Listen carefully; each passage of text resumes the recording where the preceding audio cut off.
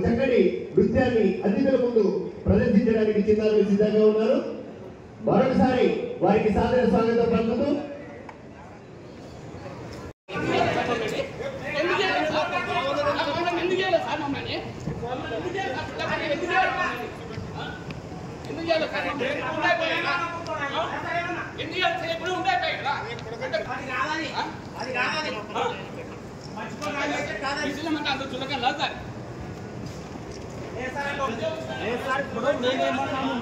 పద్ధతిగా ఏమన్నా చూడండి ఏమయ్యా